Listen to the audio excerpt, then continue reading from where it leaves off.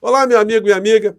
Eu resolvi fazer esse papo extra aqui com vocês porque a nossa luta contra a insanidade é, ao mesmo tempo, um combate permanente a favor da democracia aqui no nosso país. E desde que os vídeos da delação premiada de Mauro Cid começaram a circular por todos os lados, nós estamos vendo que a extrema-direita está distorcendo o conteúdo, está intoxicando uma parcela muito importante da sociedade brasileira para descredibilizar as instituições, que é a única coisa que eles fazem nesses últimos tempos aqui no nosso país, para tentar salvar uma série de criminosos da cadeia.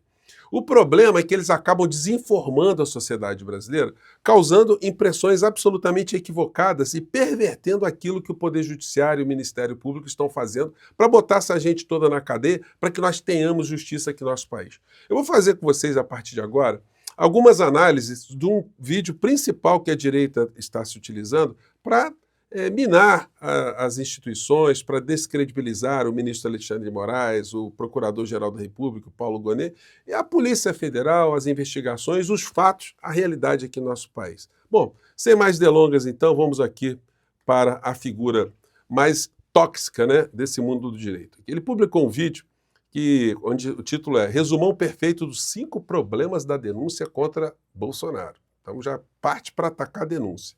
Como se nada tivesse acontecido no Brasil.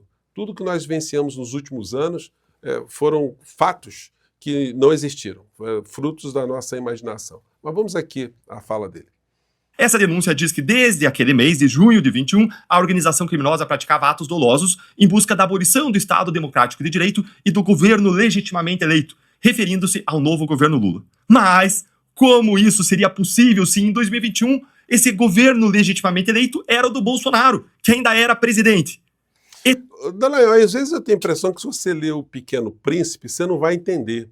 Se você lesse a denúncia, você iria ver que foram um conjunto de atos que foram encadeados para acarretar no final a quebra do Estado Democrático de Direito. E esses atos começaram no ano de 2021, que visavam, inclusive, que nós não tivéssemos eleições no ano de 2022 e, portanto, não tivéssemos um governo legitimamente eleito que exercesse o poder em 2023. Simples assim.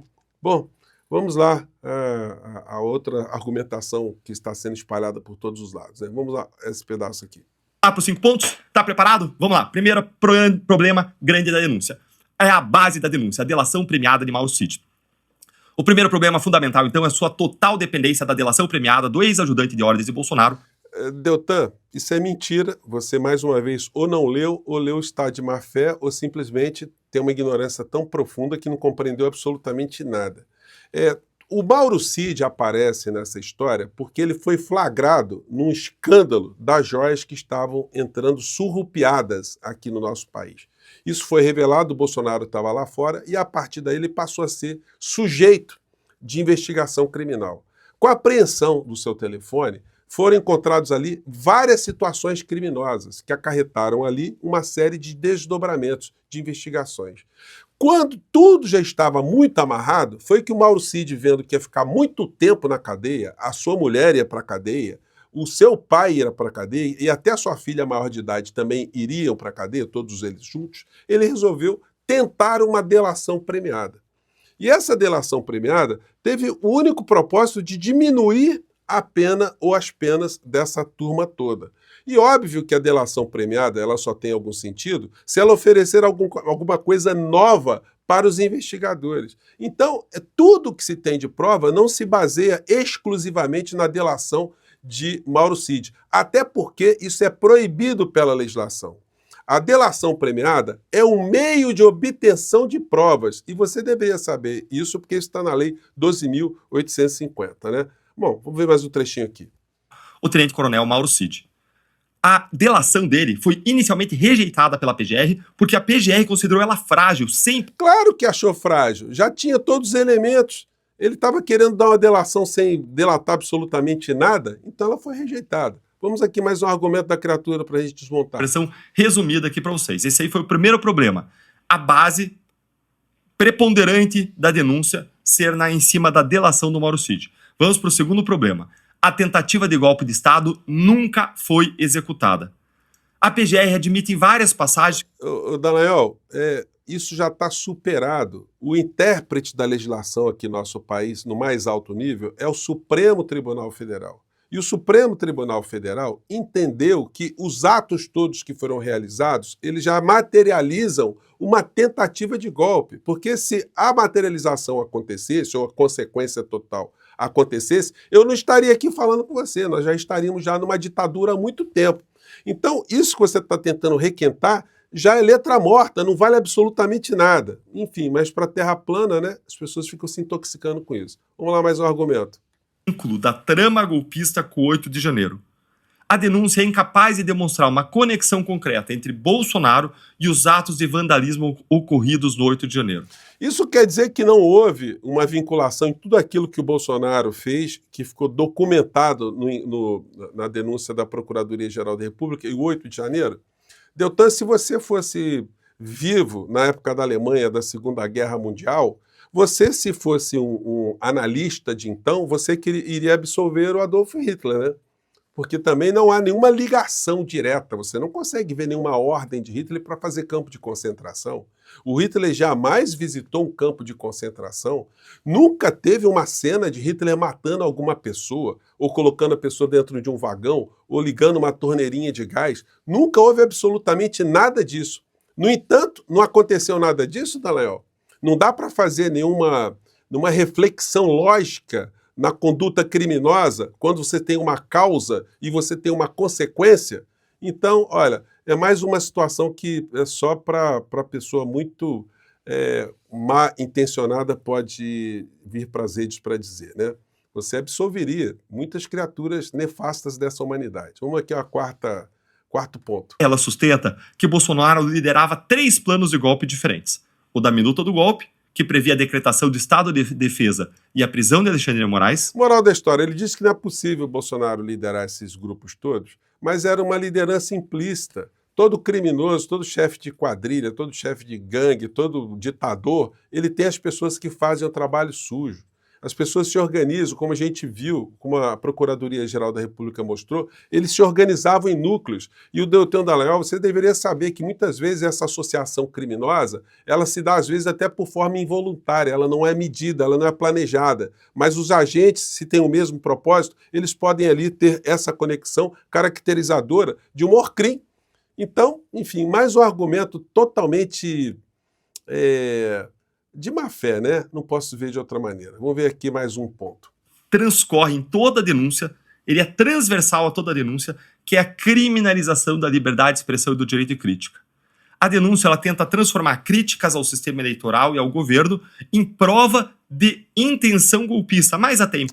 Dallagnol, não foi uma opinião. O Bolsonaro fazia live com o delegado da Polícia Federal, com peritos, dizendo que tinha inquéritos que mostravam que tinha hackers, que tinham invadido o sistema eleitoral, descredibilizando. Isso não é opinião. Ele reuniu embaixadores e mostrou para os embaixadores também uma série de teorias conspiratórias dizendo que o processo eleitoral do nosso país era viciado, que nem em 2018 havia garantia dele ter ganhado as eleições só num segundo turno, que ele teria ganho no primeiro turno. Além de outras tantas coisas materiais, fatos que aconteceram, que não são meras opiniões, não são exercício da liberdade de expressão. Tudo isso conectado através da denúncia que o Procurador-Geral da República e a sua equipe, que eu estou vendo que são muito mais competentes e estudiosos que o senhor, enfim, que de fato criam essa grande interrogação. Como é que o senhor passou num concurso público para estar hoje falando tanta coisa, ter pertencido a uma instituição, e não é à toa que o senhor saiu dessa instituição?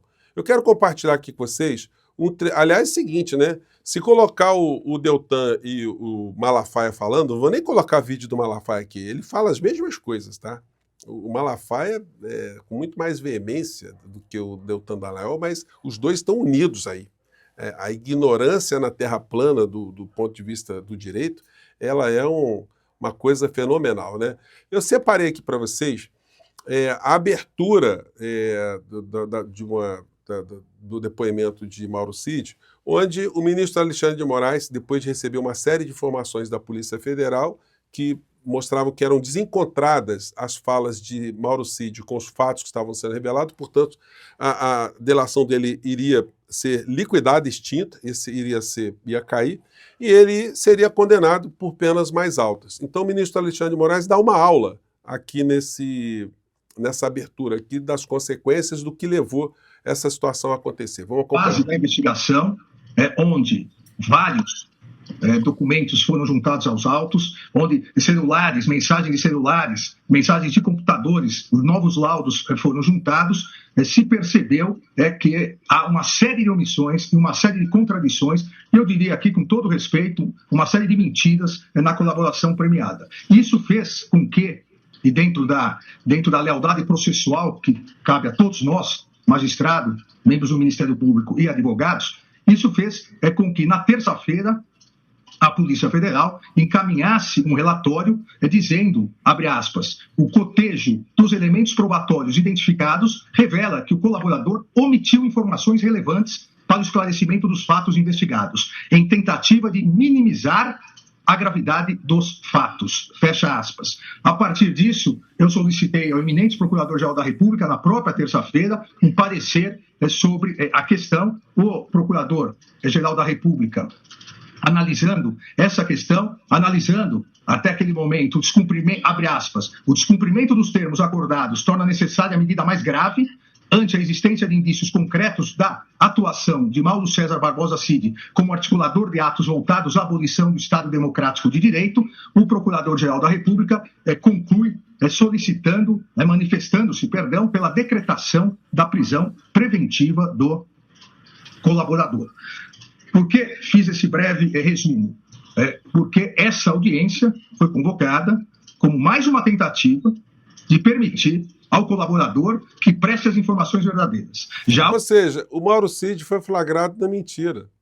Qual era a alternativa? Ou ele insistir na mentira e perder os benefícios da delação, ou ele simplesmente falar a verdade já conectadas, ou verdades conectadas com aquilo que a Polícia Federal tinha acabado de descobrir.